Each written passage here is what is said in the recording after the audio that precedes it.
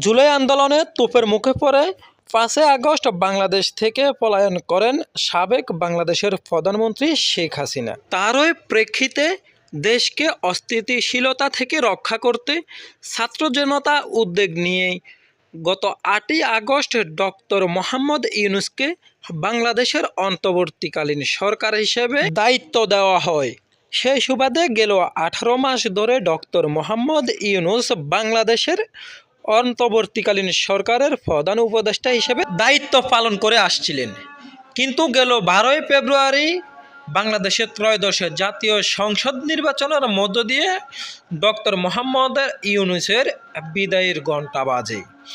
Doctor Mohammad Yunus গত ১২ই ফেব্রুয়ারি ক্ষমতাচ্যুত হওয়ার পর বর্তমানে তারেক রহমান ক্ষমতায় আসার পরই শুরু হয়েছে গেল বছর অর্থাৎ গত ১৮ বছরে ডক্টর মোহাম্মদ ইউনূসের পালন করা দায়িত্ব নিয়ে যে অবহেলা কিংবা দায়িত্বের মধ্যে যে খুনসুটি সেগুলো।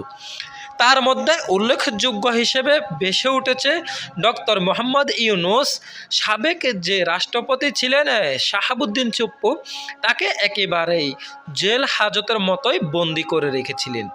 শাহাবুদ্দিন চুপ্পু আবারও অভিযোগ করেন তাকে বাংলাদেশ থেকে শুরু করে বিশ্বের কোনো দেশের অনুষ্ঠানে কিংবা অন্য কোথাও তাকে যাওয়ার সুযোগ করে দেননি ডক্টর মোহাম্মদ ইউনূস। ডক্টর মোহাম্মদ ইউনূসকে নিয়ে শাহাবুদ্দিন চুপ্পু আরও বলেন, ডক্টর মোহাম্মদ ইউনূস কোনো সংবিধান মেনেই চলেননি।